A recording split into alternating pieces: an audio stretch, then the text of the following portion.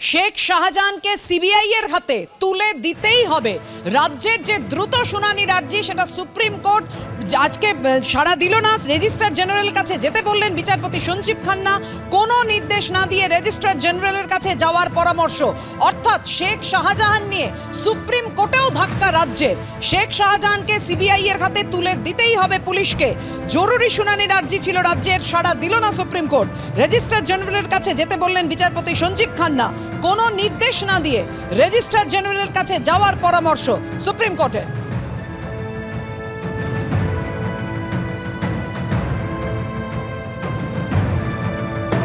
হাইকোর্টের প্রধান বিচারপতি ডিভিশন বেঞ্চ আজকে নির্দেশ দিয়েছিল সন্দেশখালী মামলার তদন্ত করবে সিবিআই। বিকেল 4:30-র মধ্যে শেখ শাহজাহানকে হস্তান্তর করতে হবে সিবিআই এর হাতে। তারপর রাজ্য সুপ্রিম কোর্টে যায়, জরুরি শুনানির আর্জি জানায়। সেই আর্জিতে সাড়া দিল না সুপ্রিম কোর্ট। অর্থাৎ শেখ শাহজাহান নিয়ে সুপ্রিম কোর্টে ধাক্কা রাজ্যের। শেখ শাহজাহানকে সিবিআই এর হাতে তুলে দিতেই হবে পুলিশকে।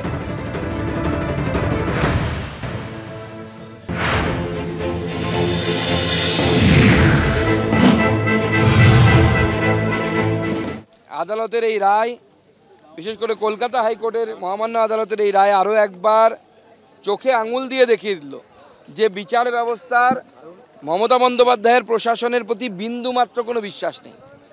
সেই জন্য কেন্দ্রীয় সংস্থার হাতে অর্থাৎ সিবিআইয়ের হাতে বিকেল 4:30-র মধ্যে তুলে দেওয়ার কথা বলা হয়েছে।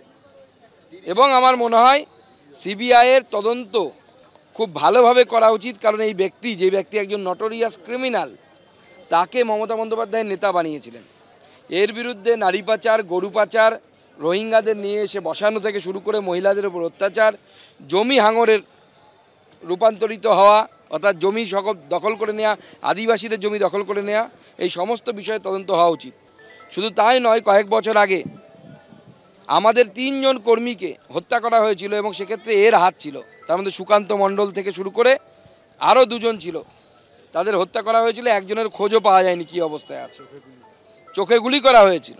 এই নৃশংস অত্যাচার শেখ শাহজাহানের নেতৃত্বে হতো। তাই এর তদন্ত খুব দ্রুততার সাথে হওয়া উচিত এবং সিবিআইয়ের অত্যন্ত মেটিকুলাসলি এবং জুডিশিয়ালি এই তদন্ত করা উচিত।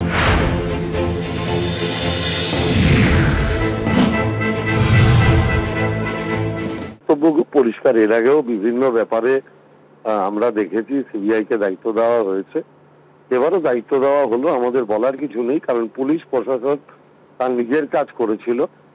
অতএব তারা তাদের যোগ্যতা প্রমাণ করে দিয়েছে নিজেদের কাজ করে। কিন্তু আমরা দেখেছি যে সিবিআই এর যে তদন্তই হোক, আজ অব্দি সেই তদন্তের কোনো শেষ হয় না, দীর্ঘ সূত্রতায় ভোগে।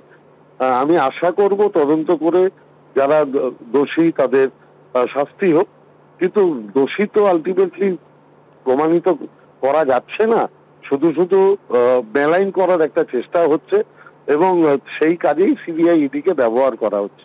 আমরা চাইবো মেলাইনের রাজনীতি না করে প্রকৃত সত্য মানুষের সামনে আসুক।